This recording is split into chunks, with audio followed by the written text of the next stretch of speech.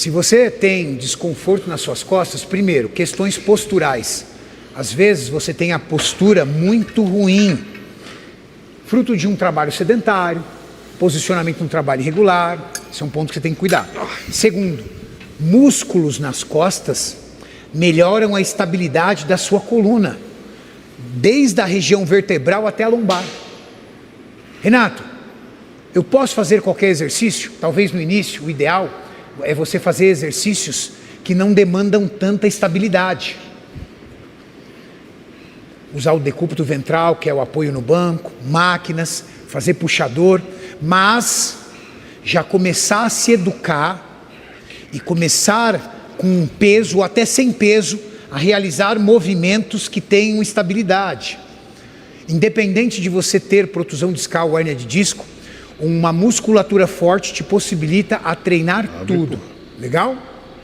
Mas você ter a manutenção da sua massa muscular em exercícios com o peso do corpo, ou utilizando super bands, ou utilizando até mesmo um kit de halter que você pode comprar e deixar em casa, é perfeitamente possível. Só vai precisar de uma planilha bem feita, para que você siga uma rotina que faça sentido e que te permita treinar todos os grupos musculares em casa. Existem exercícios para cada grupo muscular que podem ser adaptados para a sua realidade em casa. Então, por exemplo, é mais difícil em casa fazer exercício de puxada, porque são resistências que você tem que puxar de cima para baixo. Então, com halter é difícil de fazer. Você pode comprar um fixador de barra e você começa a fazer barra livre na sua casa. E aí você compensa aumentando a quantidade de remadas, que aí você pode usar elástico, você pode usar pequenos pesos. Existe planejamento de treino em casa no Hipertron, para homens e mulheres.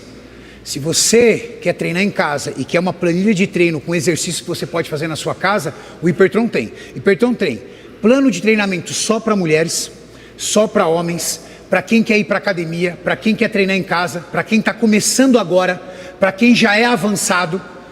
Planos diferentes, organizados de acordo com o seu nível. O QR Code está aí na tela. Eu tenho hérnia de disco, a maioria das pessoas tem hérnia de disco. É um problema muito comum.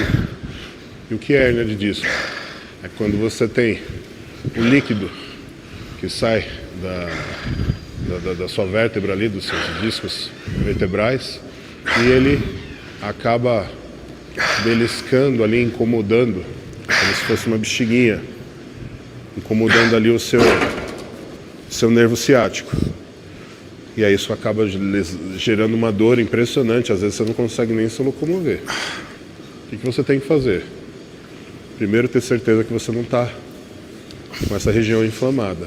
Se tiver, você vai ter que fazer o tratamento comum, através de anti-inflamatório, através de cortisona.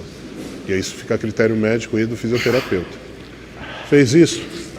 Tá, agora é hora de você voltar a treinar. Quando for voltar a treinar, começar ali com exercícios, sempre com a coluna apoiada, né, fazendo todo o processo de adaptação dentro da academia e reforçando principalmente os músculos que envolvem a região do core, que é a sua cintura. Então você tem os oblíquos internos e externos, reto abdominal, infraabdominal, e também você tem o quadrado lombar, você tem os paravertebrais, você tem o glúteo, e aí você tem a musculatura toda periférica. O que você tem que fazer? Reforçar as paredes musculares que envolvem a coluna.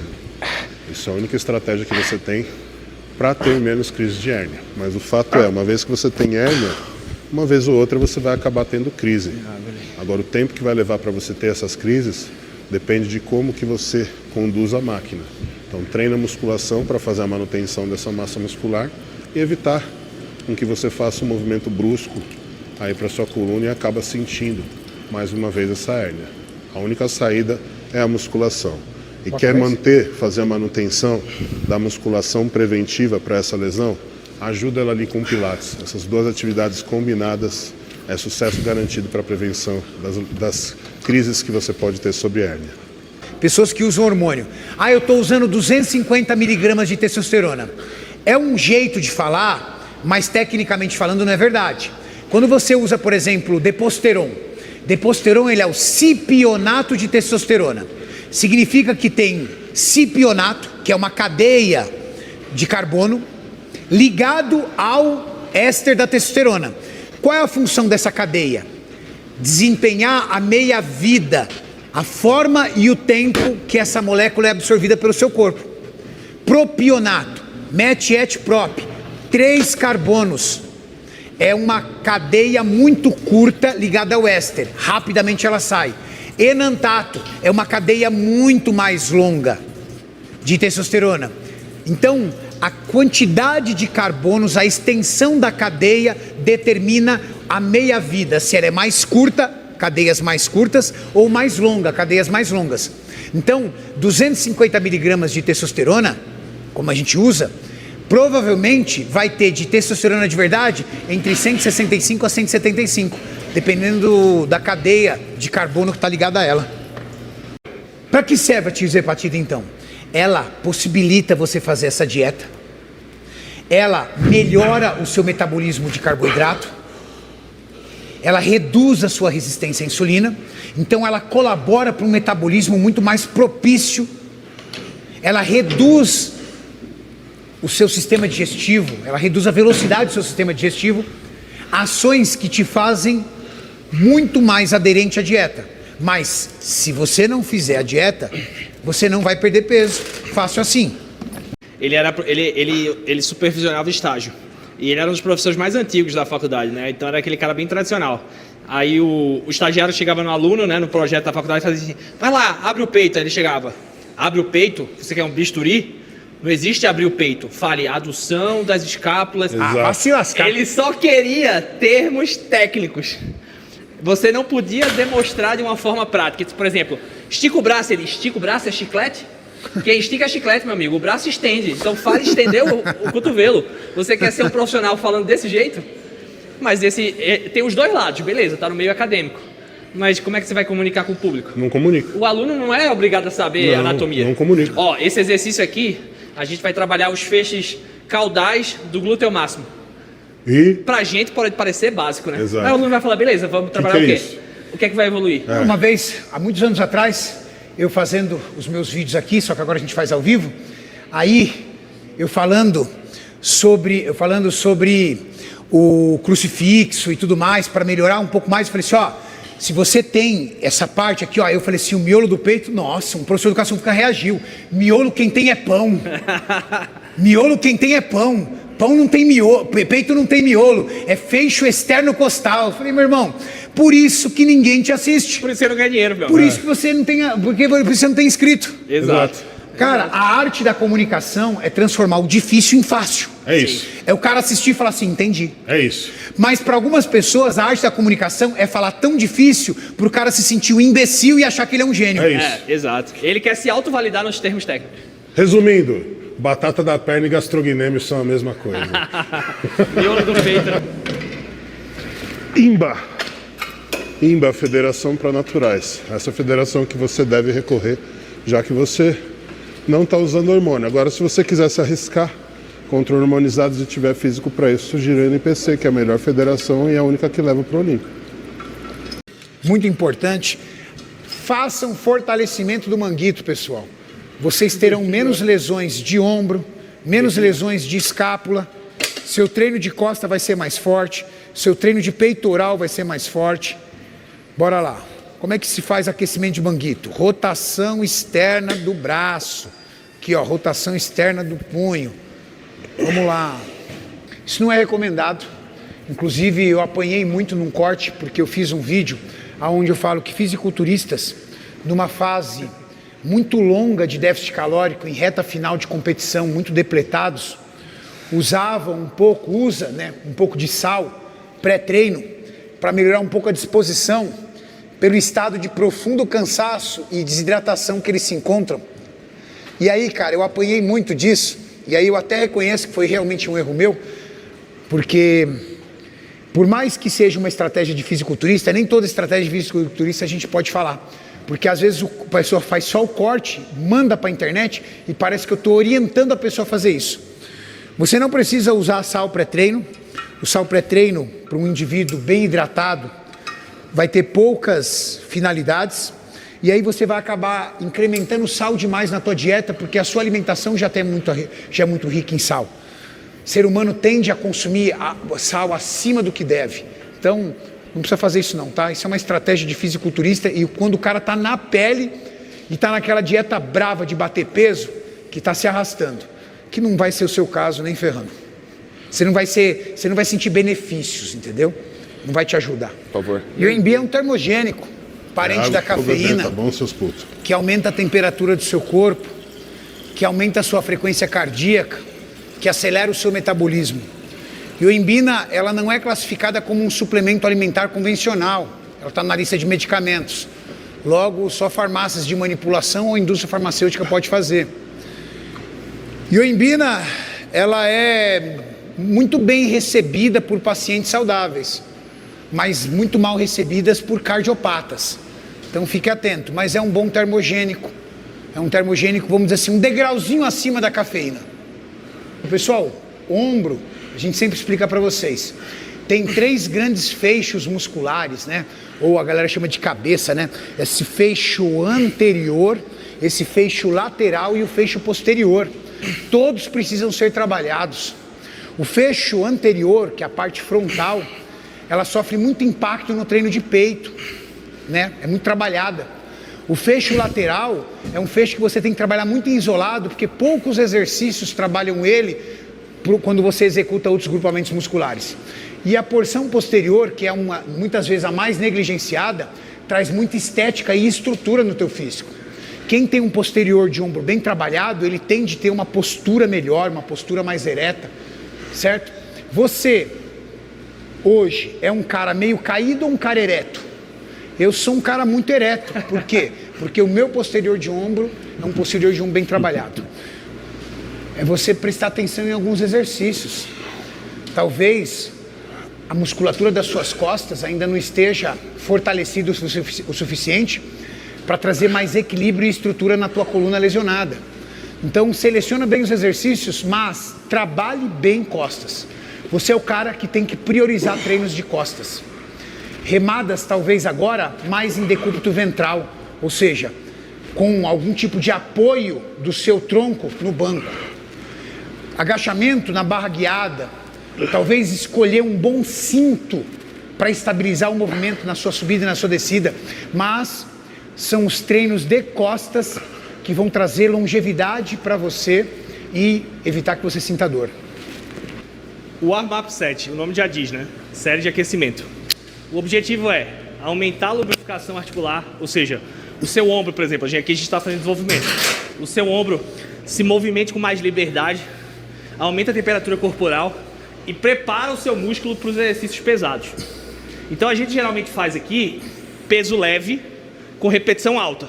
Então a gente fez 20 quilos, com 20 quilos ali de cada lado, 10, 12, 15 repetições, longe do que seria a falha, longe do que seria o seu máximo. Fizemos a primeira, agora a gente está fazendo uma feeder set, que é uma série de reconhecimento. Imagina, você sair de 20 quilos para 40 de uma vez só e já fazer 6 repetições. Fica muito distante. Então a gente usa essas séries de reconhecimento para ser uma ponte entre a série leve do aquecimento e a série pesada que vai valer como uma série válida no treino. Então a gente pega ali um peso de 60, 70, 80% do que a gente pretende usar e faz 4, 6 repetições ainda longe da falha. Então ajuda você a escolher o peso correto para fazer a série pesada, ajuda você a saber qual é o peso correto se você não souber. Então, por exemplo, fizemos a primeira com 20, eu não sei quantos quilos eu uso para fazer 6, então eu pego um de 30, faço uma feeder set, se ficar muito leve, eu já aumento um pouco mais. Se já ficou próximo do correto, eu aumento um pouco menos. E isso faz com que a gente tenha certeza que na série válida, que é aquela que a gente vai até a falha, o próximo dela, a gente esteja bem aquecido e com o peso correto, para não desperdiçar a série. Não tem problema nenhum. Pode tomar pré-treino sim. Pré-treino é uma coisa que está ligado à saúde cardiovascular. Se você é uma pessoa que tem um coração sadio, se você não tem nenhum histórico na família, se você já toma café em boa quantidade e não tem nenhum efeito colateral, os outros ingredientes do pré-treino, tirando o estimulante, não tem nenhuma ação sistêmica no seu sistema renal, tá? Fica tranquilo. Acho fraco. Vai mexer e alterar seu eixo hipotálamo pirúvico e vai trazer poucos benefícios. Para o cara que tem medo de agulha, geralmente o que um médico endocrinologista prescreve? Atesto até em gel, mas não pensando em hipertrofia, pensando em reduzir o impacto do outro hormônio que ele vai prescrever, que é o quê? Um hormônio derivado do DHT. Ou ele vai usar oxandrolona, ou ele vai usar uma oximetalona, ou até mesmo um outro hormônio derivado do DHT, como a drostanolona ou outro, via oral.